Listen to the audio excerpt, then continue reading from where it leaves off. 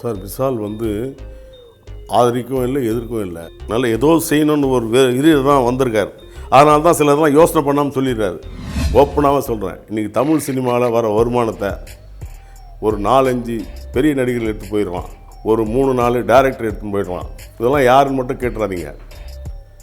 மீதி பேர்லாம் ரொம்ப கஷ்டப்படுறாங்க. ப்ராக்டிக்கல் நான் சொல்கிறது. என்னுடைய நண்பர் தானு, அவருடைய வாழ்க்கை லட்சியமே ரஜினிகாந்தையும் விஜய் வச்சு படம் எடுக்கணும்னு. அவர் தயாரிப்பாளர் சங்கத்துக்கு தலைவரானோன்னு அவர் லட்சியத்தை தான் நிறைவேற்றினார். தயாரிப்பாளர் சங்கத்துக்கு என்ன செஞ்சார் அவர்? தயவுசெய்து சரவணன் சார்லாம் என்னை மன்னிச்சிக்கணும். ஏவிஎம்மே படம் எடுக்க பயப்படுறாங்கன்னா நான் வந்து கோழியோ பணம் இல்லாதவங்களோ இல்லை, இவங்க டார்ச்சர் தாங்க முடியாமல் படம் எடுக்காமல் இருக்காங்க. கமல்ஹாசன் சினிமா நேசிக்கிறதுனால அவரே சொந்தமாக படம் எடுத்ததுனால தான் இன்றைக்கி பார்த்தீங்கன்னாக்கா அவர் 6 வயதுலேருந்து இன்றைக்கி 60 வயசு வரைக்கும் அவர் சம்பாதிச்சதுக்கு நம்ம மெட்ராஸில் டி நகரே அவருக்கு சொந்தமாக்கியிருக்கலாம். மற்ற நடிகர் மாதிரி நினச்சிருந்தா. அவர் சினிமாவிலே இது பண்ணதுனால தான் இன்றைக்கும் அதே ஸ்டேஜில் இருக்கார். கலையை நேசிக்கிறோம். இந்தியா கிளிஸ் வியூவர்ஸ், என்னுடைய பெயர் பி கண்ணப்பன். நான் திரையரங்க உரிமையாளர், திரைப்பட விநியோகஸ்தர், திரைப்பட தயாரிப்பாளர்.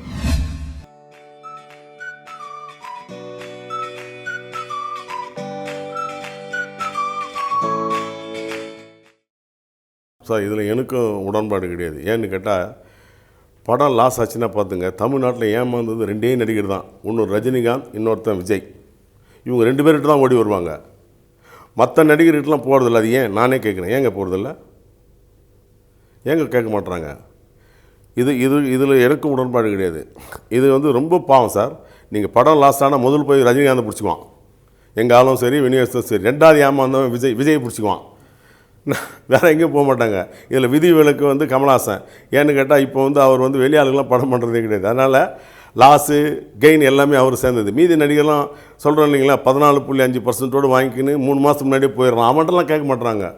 இங்கேயும் எல்லா நடிகரும் பண்ணுங்கன்னு நான் சொல்கிறேன். ஏன் வெறும் ரஜினிகாந்தையும் விஜயை மட்டும் பிடிச்சிக்கிறீங்க? மீதி பேரையும் கேளுங்க. நான் கமல்ஹாசனை கேட்கல. ஏன்னா அவர் வந்து எந்த தயாரிப்பாளர்கிட்டையும் வாங்கிட்டு போகிறது கிடையாது. அவரே படம் எடுப்பார். சார், இன்றைக்கி சினிமாவில் பார்த்தீங்கன்னா கமல்ஹாசன் சினிமா நேசிக்கிறதுனால அவரே சொந்தமாக படம் எடுத்ததுனால தான் இன்றைக்கி பார்த்தீங்கன்னாக்கா அவர் 6 வயதுலேருந்து இன்றைக்கி 60 வயசு வரைக்கும் அவர் சம்பாதிச்சதுக்கு நம்ம மெட்ராஸில் டி நகரே அவருக்கு சொந்தமாக்கியிருக்கலாம். மற்ற நடிகர் மாதிரி நினச்சிருந்தா. அவர் சினிமாவிலே இது பண்ணதுனால தான் இன்றைக்கும் அதே ஸ்டேஜில் இருக்கார். கலையை நேசிக்கிறவர்.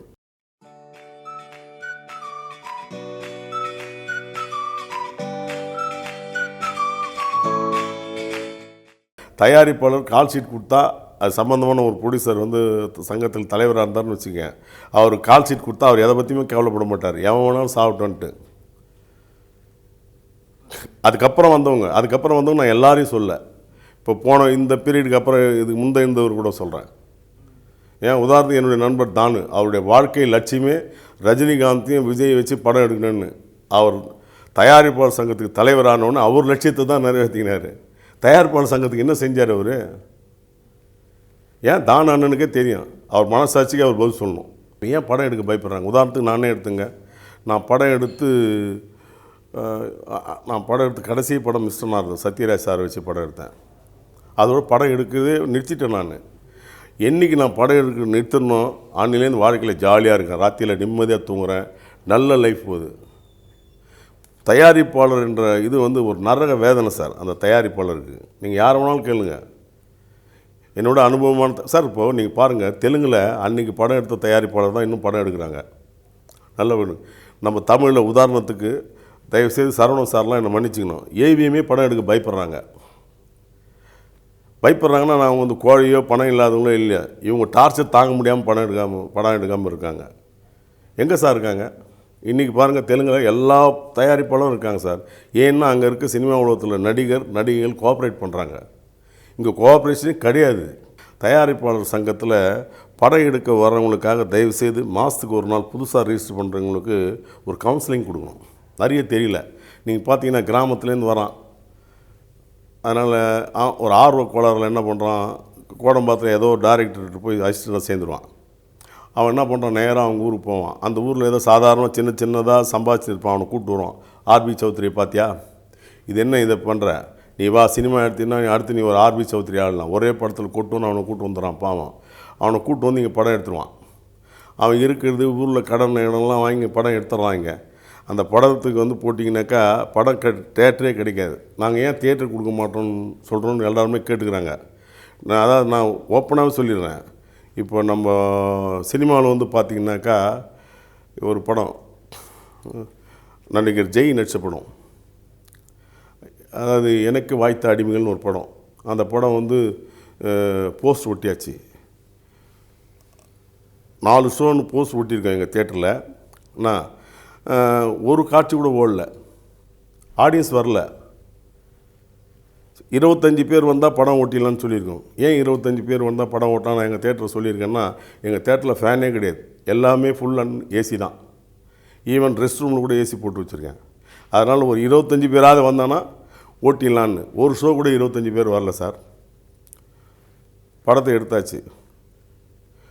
உதாரணத்துக்கு அவர் வந்து இன்றைக்கி எத்தனை கோடி சம்பளம் வாங்குறாருலாம் தெரியும். அவர் நடித்த படத்துக்கு ஒரு ஷோ கூட படம் ஓடல. தமிழ்நாடுலாம் இது அந்த விநியோகஸ்தர் வாங்கின விநியோகஸ்தர்லாம் கேட்டிங்கன்னா தெரியும். அந்த தயாரிப்பாளர்கிட்ட கேட்டிங்கன்னா கண்ணீர் விட்டு அழுவார். அப்படி இருக்கும்போது எதுக்கு சின்ன சின்ன படம்லாம் எடுக்கிறீங்க, வேஸ்ட் பண்ணுறீங்க?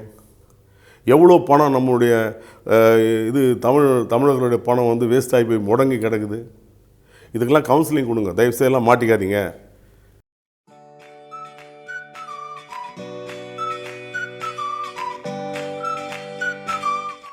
சார், விஷால் வந்து ஆதரிக்கவும் இல்லை, எதிர்க்கவும் இல்லை. விஷால் வந்து இந்த சினிமா இண்டஸ்ட்ரிக்கு வந்திருக்காரு. இப்போ வந்து அவர் நடிகராக இருந்தவர் தயாரிப்பாளர் சங்கத்தில் தலைவராக இருக்கார். அதனால் வந்து அவர் எனக்கு வந்து பர்சனலாக எதிரியோ எதுவும் கிடையாது. நான் அதனால் வந்து அவர் ஒரு நல்ல மனிதன் தான், ஹெல்பிங் டெண்டர்ஸோடு உள்ளவர் தான். அதனால் வந்து நான் அவரை எதிர்க்க வேண்டிய அவசியமே இல்லை. அவர் சினிமாவுக்கு வந்து வந்திருக்கிறதுனால இதெல்லாம் நான் சிலதெல்லாம் சொல்லியிருக்கேன். அதெல்லாம் செஞ்சார்னா சினிமா நல்லா இருக்குன்னு தான் சொல்லியிருக்கேன். அதனால் வந்து விஷாலுக்கு வந்து நான் நிச்சயமாக எதிரி கிடையாது. அது முதல்ல இப்போ நீங்கள் புரிஞ்சுக்கணும். அவர் வந்திருக்காரு, நீங்கள் இதெல்லாம் பண்ணிங்கன்னா சினிமாவில் நல்லது நடக்கும்னு சொல்கிறேன், அவ்வளோதான்.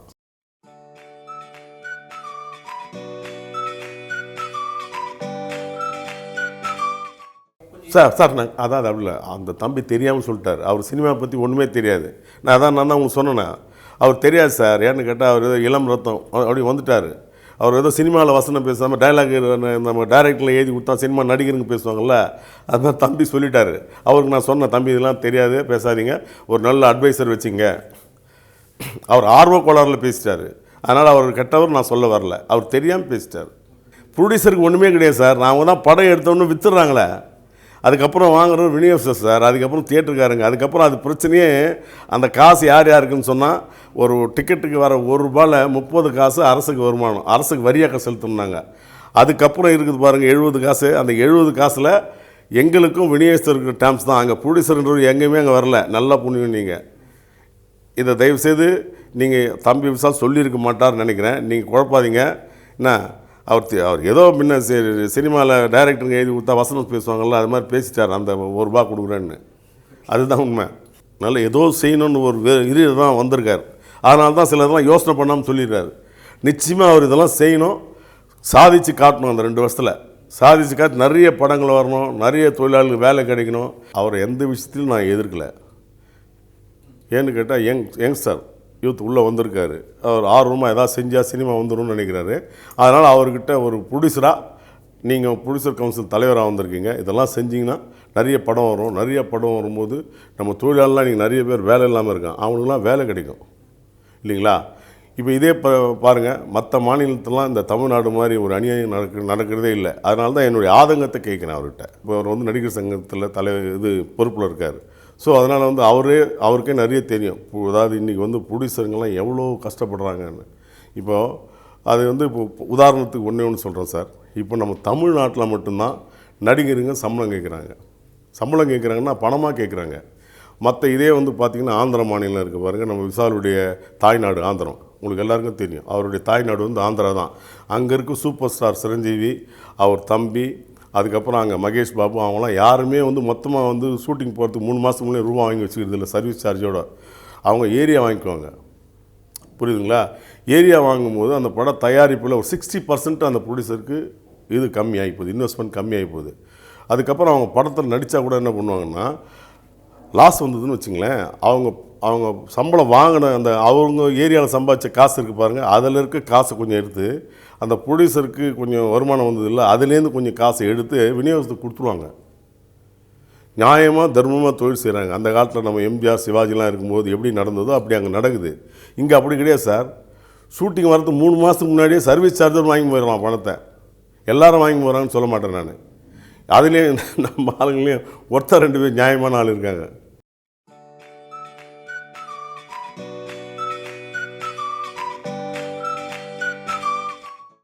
சார் நடிகர்கள் வந்து இன்னொரு முக்கியமான விஷயம் சார். ஒரு நடிகர் படம் எடுக்கும்போது என்ன பண்ணுவார்னா, அவர் கடைசியாக பேசுகிறது டப்பிங். அந்த டப்பிங் நேரத்தில் தான் அவர் ரொம்ப சிரமமாக இருப்பார். நான் என்ன சொல்கிறேன்னா, எல்லா இதுலேயுமே இருக்குது. இப்போ கூட நம்ம ஒரு கார் ஒன்று வாங்குகிறோம், அக்ரிமெண்ட் போட்டு வாங்குகிறோம், பணம் மொத்தம் கட்டினா தான் அந்த கார் நமது சொந்தம் ஆகுதுன்னு. அது மாதிரி அந்த காலத்துலாம் இருந்தது. என்ன பண்ணுவாங்கன்னா, நடிகர் சம்பளம் பாக்கி இருந்ததுன்னா படம் ரிலீஸ் பண்ணும்போது வாங்கிக்குவாங்க. படம் நாளைக்கு ரிலீஸ்னால் இன்றைக்கி இந்த நடிகருக்கு தேவையான எல்லா சம்பளமும் கொடுத்துட்டாங்க அப்படின்னு ஒரு கிளியரன்ஸ் வந்தால் தான் லேப்லேருந்தே படம் வெளியில் போகும். அதுதான் தர்மம், அதுதான் நியாயம். இப்போ அப்படி கிடையாது சார். டப்பிங் பேச வரும்போதே என் மொத்த காசும் கொடுத்தா தான் டப்பிங் பேச வருவேன்றான். அது யாருன்னெலாம் சொல்ல, ஜென்ரலாக ஒரு தயாரிப்பாளருக்கு கடைசி நேரம் எதுன்னா டப்பிங் அண்ட் ரீ ரெக்கார்டிங். அங்கே தான் அவருக்கு பணம் தேவைப்படும். அந்த நேரத்தில் எனக்கு தேவையானது எல்லாத்தையும் மொத்தம் நீ கொடுத்துரு, அப்போ தான் நான் டப்பிங் பேச வருவேன். அதெல்லாம் மாற்றிக்கிங்கன்னு சொல்கிறேன். நான் என்ன சொல்கிறேன், தயாரிப்பாளர் சங்கம், நடிகர் சங்கம், நம்ம பெப்சி இதெல்லாம் இருக்குது. அங்கே ஒரு உடன்படிக்கை ஏற்படுத்திங்க. தயாரிப்பாளர் அவர் படம் ரிலீஸ் ஆகிறதுக்கு முன்னாடி இவங்களுக்கெல்லாம் பாக்கியெல்லாம் செட்டில் பண்ணால் தான் அந்த படம் ரிலீஸ் ஆகும்னு சொல்லி வாங்கிக்கிங்க. அது நியாயம். ஏன்னு கேட்டால் உங்களுக்கு பணம் கொடுக்காமல் அந்த படம் ரிலீஸ் ஆகக்கூடாது. அதுதான் தர்மம், நியாயம். ஓப்பனாக சொல்கிறேன். இன்றைக்கி தமிழ் சினிமாவில் வர வருமானத்தை ஒரு 4-5 பெரிய நடிகர்கள் எடுத்து போயிடுவான், ஒரு 3-4 டேரக்டர் எடுத்துன்னு போயிடுவான், ஒரு 2-3 மியூசிக் டைரக்டர் எடுத்துன்னு போயிடுவான், ஒரு 3-4 கேமராமேன் எடுத்துன்னு போயிடுவான். இதெல்லாம் யாருன்னு மட்டும் கேட்டுறாதீங்க. மீதி பேர்லாம் ரொம்ப கஷ்டப்படுறாங்க. ப்ராக்டிக்கல் நான் சொல்கிறது சார். தயாரிப்பாளர் சங்கம் பாவம் சார். இப்போ விசால் வந்துக்கிட்டனாலும் இதெல்லாம் செய்யலாம். அவர் நடிகர், மற்ற யாராவது சொன்னால் எல்லோரும் வருத்தப்படுவாங்க. அவர் நடிகர், அவர் கேட்கலாம் நடிகர்களை இதெல்லாம் பண்ணுங்கப்பா, அப்போ தான் சினிமா நிறைய எடுப்பாங்கன்னு. அவர் தயாரிப்பாளராக இருந்திருக்காரு. அந்த கஷ்டம் அவருக்கு தெரியும். அதனால தான் அவர்கிட்ட நான் கேட்குறதெல்லாம். தயாரிப்பாளர்ன்றவர் ஒரு உதாரணத்துக்கு ஒன்று சொல்கிறேன். சென்ட்ரா நிற்க வச்சுட்டு அடி எங்கே ஊதுன்னே தெரியாது, எல்லோரும் நின்று அடிப்பான். என்னடா அடிக்க இப்படி திரும்ப எப்படி ஒருத்தன் அடிப்பான். ஒரு தயாரிப்பாளர் நிலைமை தான் சார். இதுலேயும் சார் நான் சொல்கிறேன், இதுலேயும் நல்ல நடிகர்லாம் இருக்காங்க சார். நான் படம் எடுத்ததில் நான் பார்த்த நல்ல நடிகரில் சத்யராஜ்னு ஒருத்தர் ரொம்ப நல்லவர். உதாரணத்துக்கு சொல்கிறேன். ஏன்னா என் படத்தில் இப்போ பண்ணோம், அந்த படம் நான் ரிலீஸ் பண்ணல. படம் இன்னும் கொஞ்சம் தான் பாக்கி இருக்குது. ரீ ரெக்கார்டிங்கும் ஃபைனல் பண்ணோம். அதுதான் மிக்சிங், அதான் பாக்கி. அந்த படம் இன்னும் வரல. சாதாரண எல்லா நடிகரும் இப்போ டப்பிங் முன்னாடி காசு வாங்கிடுறாங்க இல்லையா. அவர் என்கிட்ட நான் அது முன் படம் எனக்கு ஹெவி லாஸு, அதனால் கொஞ்சம் நாள் ஆகும் அப்படின்னு சொல்லிட்டேன். எங்கள் டைரக்டர் அவர் ஆர்வக்கோளரில் போய் அவர் சத்யராஜ் சார்கிட்ட போய் சொன்ன உடனே சத்யராஜ் சார் என்கிட்ட லைனில் வந்தார். கடமை சார் நீங்கள் டப்பிங் போடுங்களேன்னு. நான் யதார்த்தமாக என்ன சார் என்கிட்ட இப்போ பணம் இல்லை, நான் அந்த ஹெவி லாஸ் ஆகியிருக்கேன், கொஞ்ச நாள் ஆகட்டும். நான் சும்மா இருக்கேன், எனக்கு பொழுது போடுவேன், நீங்கள் டப்பிங் போடுங்க சார். எந்த நடிகராக சொல்லுவேனா, நான் சும்மா இருக்கேன்னு யார் சார் சொல்லுவான். நீங்கள் டப்பிங் போடுங்க கண்ணப்ப சார், நான் பேசிட்டு போகிறேன், படம் ரிலீஸ் ஆகும்போது கொடுங்க. இப்படியே நல்ல நடிகர் இருக்காங்க. அதே மாதிரி எஸ்வி சேகர்னு ஒரு நடிகர் சார், என்கிட்ட ஒரு படத்துக்காக 50,000 வாங்கினார். சில பிரச்சனைகளாக அந்த படத்தை நான் ட்ராப் பண்ணிட்டும் போது திடீர்னு ஒரு நாள் அந்த ஆஃபீஸ் பக்கம் வந்தார். வாங்க சார்னு உட்காந்து எல்லாம் காஃபி சார் எல்லாம் பேசிகிட்டே இருந்தார். ஒரு நிமிஷம் சார் என்னார் போனார். ஒரு பேக் எடுத்தாந்து கொடுத்தாரு. எனக்கே ஞாபகம் மறந்து போச்சு. என்னன்னா நீங்கள் கொடுத்தா 50,000 இதில் இருக்குது, அந்த படம் நீங்கள் எடுக்கலை, உங்கள் காசு எனக்கு வேணாம் அப்படின்னு கொடுத்துட்டார் சார். அப்படிலாம் நடிகர் இருக்காங்க. இப்போ உள்ள ஒரு சிலர் நல்லவங்க இருப்பாங்க. அதனால் நான் எல்லா நடிகரும் குறை சொல்ல விரும்பல. 90% இப்படி தான் இருக்காங்கன்னு தான் சொல்ல வரேன்.